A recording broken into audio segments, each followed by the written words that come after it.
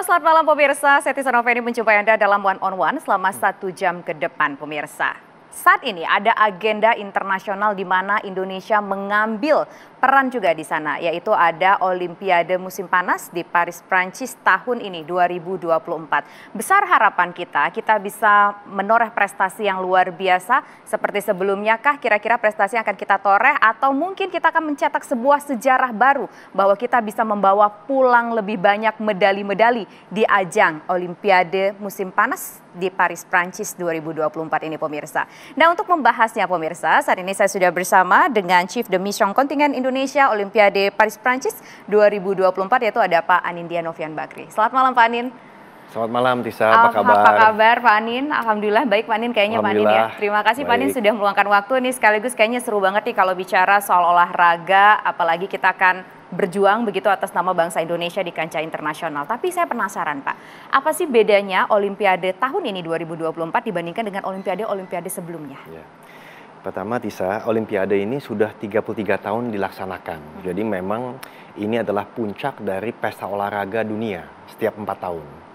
Nah, kali ini tentu diadakan di Paris, kota yang spesial. Nah, kenapa kota spesial? Karena kota yang dianggap trendy, lalu juga modis. Tapi kali ini banyak sekali hal-hal yang dia ingin lakukan berbeda. Yang pertama dari sisi sustainability atau keberlanjutan. Nah, jadi bisa dibilang ini greennya nanti akan buildingnya akan green building, lalu transportasinya green transportation. Dan juga energi yang digunakan green energy. Nah, selain saya juga mesti sampaikan bahwa Olimpik ini satu-satunya pesta olahraga yang mau masuk harus terkualifikasi. Dan hanya ada 10.500 atlet seluruh dunia yang bisa terkualifikasi dari total seluruh penduduk dunia yang 8 miliar orang itu kan. Jadi memang sangat prestisius ini Olimpiade. Ditambah lagi kali ini Paris juga ingin supaya ada kesetaraan gender. Jadi dari 10.500 itu kurang lebih terbagi dua. Di mana 29 atlet kita itu bagian dari tadi 10.500 ada 16 lelaki atlet dan juga 13 perempuan. Jadi kita lihat ini benar-benar banyak sesuatu yang baru di Paris ini. Juga ada olahraga-olahraga yang sebelumnya tidak dipertandingkan, terutama yang bisa disebut urban sports. Kayak apa contohnya? Contohnya break dance. Sekarang itu adalah Olympic sport. Lalu juga roller coaster. Roller skate, bukan roller coaster. Yang ketiga itu juga istilahnya surfing. Dan yang keempat yang paling penting buat kita adalah speed climbing. Nah, yang individu. Nah, ini tentunya bisa banyak sekali membawa harapan. Jadi Paris kali ini memang pantas untuk kita ekspektasi di depan, dan timingnya buat Indonesia juga pas bener karena kita baru selesai pesta demokrasi. Ya kan, kita juga menatap masa depan Indonesia menuju Indonesia Emas 2045. Dan tentunya ini dimulai 26 Juli bulan ini dan berakhir 11 Agustus yang menyongsong 17 Agustus. Jadi mudah-mudahan kita bisa mendapatkan anugerah, bisa mendapatkan rezeki sehingga ya kayak tadi disebut kemerdekaan Indonesia insya Allah, ya Pak. Insya Allah. Pak Anin ini kan dipercaya menjadi Chief de Mission ya Pak ya. Ini tugasnya ngapain aja sih Pak Anin? Ya. Tugasnya cuma satu, bagaimana memimpin kontingen untuk meraih medali. Itu saja. Tapi yang perlu dilakukan kan banyak. Pertama, tentunya memastikan dari sisi logistiknya aman. Karena bagaimanapun juga, bayangin, ada 206 negara berkompetisi di olahraga ini ya, yang benar-benar sangat kompetitif dan sangat sengit. Jadi logistiknya benar-benar mesti ada rebutannya. Dan yang kedua, juga dari istilahnya persiapan atlet itu sendiri. Baik yang teknis maupun non-teknis. Teknis tentunya para pimpinan-pimpinan cabur dan pelatih-pelatihnya itu sudah menyiapkan secara teknis di 12 cabang olahraga ini. Tapi non-teknis dari aspek psikologis sampai doa pun juga kita mesti pikirin, ya kan.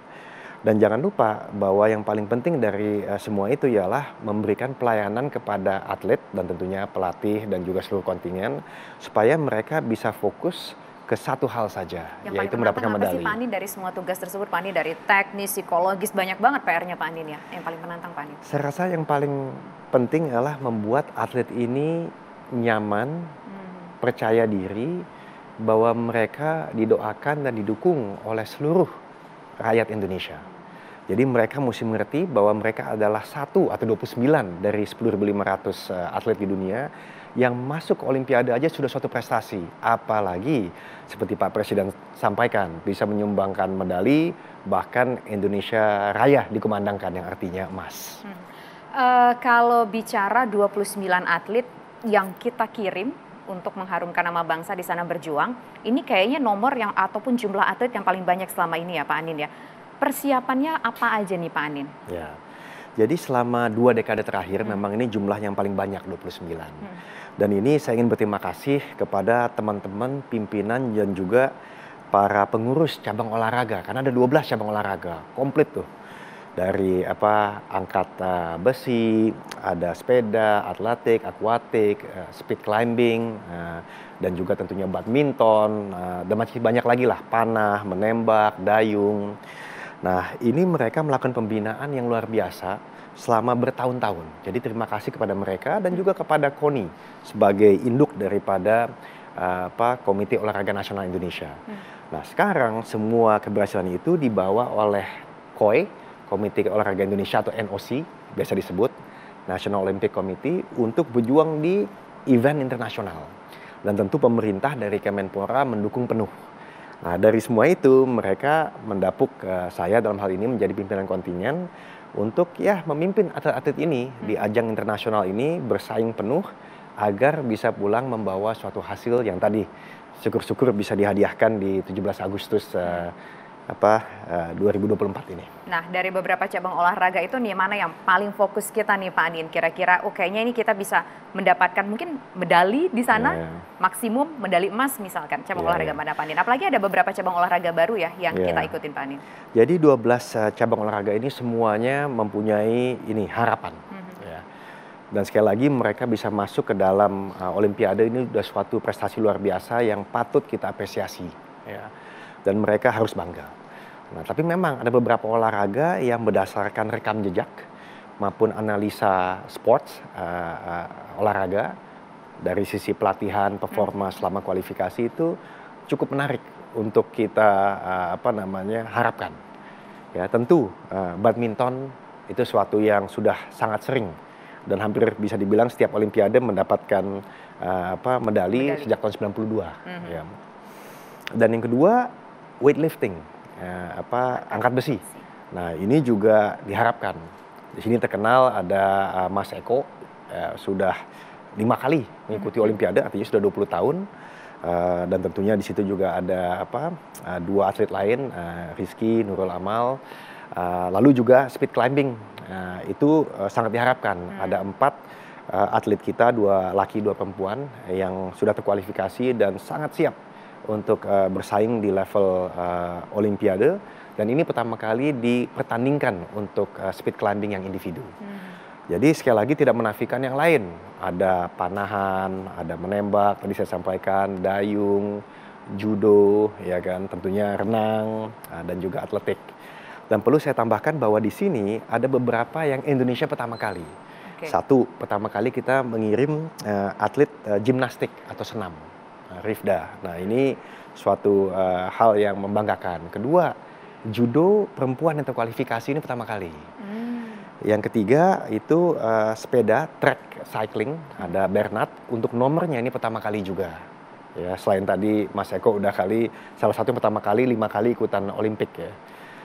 Dan juga speed climbing kebetulan pertama kali pertandingkan. Jadi saya lihat tanda-tanda untuk kebaikan sih ada. Tinggal kita doakan, dan ini sangat penting. Doa dari masyarakat Indonesia sangat penting ya Pak Anin ya, untuk mengharumkan nama Indonesia juga di kancah internasional, kado bagi kemerdekaan Republik Indonesia. Tapi begini Pak Anin, tadi kan kita sudah ngomong nih dari awal soal persiapannya dari teknis, psikologis, fisik dan segala macam Pak Anin. Tapi itu kan mungkin kalau dari sini sudah pasti dipersiapkan. Mereka bertanding sedemikian rupa dari tingkat awal sampai mungkin akhirnya bisa dikirim ke Paris, Prancis begitu. Tapi kita ingin tahu Pak Anin, nanti persiapan mereka ketika mereka sudah tiba di Paris, kapan sih mereka berangkat ke Paris? Kemudian bagaimana persiapan latihan mereka di sana sembari menunggu jadwal waktu untuk bertanding? Ya.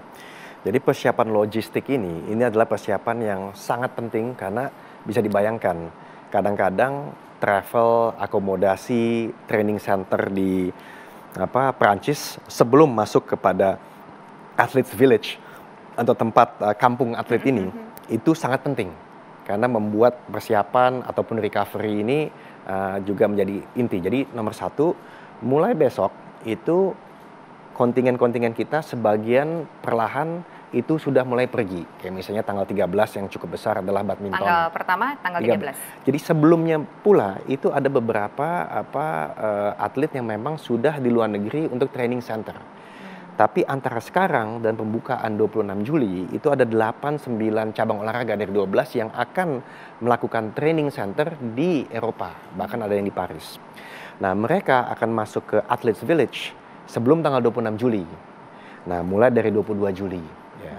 Dan pertandingan dari 26 Juli sampai 11 Agustus, di mana penutupan. Yang kebetulan tanggal 10 Agustus saya juga mencoba untuk lari maraton, tapi ini bagian amatir. Ikut juga jadi atlet, Pak Anin. Ya, paling nggak merasakan lah bagaimana kerja keras mereka. Ya. Persiapannya jadi saya pengen dengar spoilernya Pak Anin, ini cukup menarik juga. Pak Anin, Chief de Mission-nya ikut bertanding begitu di ajang Olimpik. Itu latihan maraton, ikut lomba maraton, persiapannya kayak apa Pak Anin? Ya, sekali lagi ini tidak di dalam job description saya. Jadi job description saya tentu fokus membantu atlet untuk menangkan medali. Para pelatih kita dukung kontingen. Tapi saya pikir-pikir ini pertama kali tanggal 10 Agustus jam 10 pagi itu Olimpiade membuka untuk umum maraton. Kebetulan saya udah lari maraton cukup lama, tapi 5 tahun terakhir belum. Jadi saya ingin memanfaatkan ini semua sekalian juga ikutan latihan ala atlet. Jadi ketika bicara dengan mereka ya sama-sama mempersiapkan untuk sesuatu. Tentu levelnya beda, targetnya beda, tapi ya jadi lebih nyambung lah bicaranya karena kita sama-sama berkeringat juga, bukan saja berbicara. Untuk memang diperuntukkan untuk Chief de Mission, untuk perwakilan dari setiap negara atau gimana sih Pak Anin? Enggak, itu untuk umum. Itu dibuka untuk umum. seperti Olimpiade yang lain, maksudnya seperti maraton yang lain, semua boleh daftar. Kalau beruntung bisa mendapatkan ini registrasi. Tapi menarik saja untuk suatu memori nanti 20 tahun ke depan pernah lari di maraton Olimpiade kan, apalagi yang pertama kali. Tapi ya mudah-mudahan saya nggak mau terlalu bicara karena bukan tugas saya utama. Tapi ini saya juga menyiapkan tiap hari jadi mencoba untuk fit juga dan sehat seperti atlet.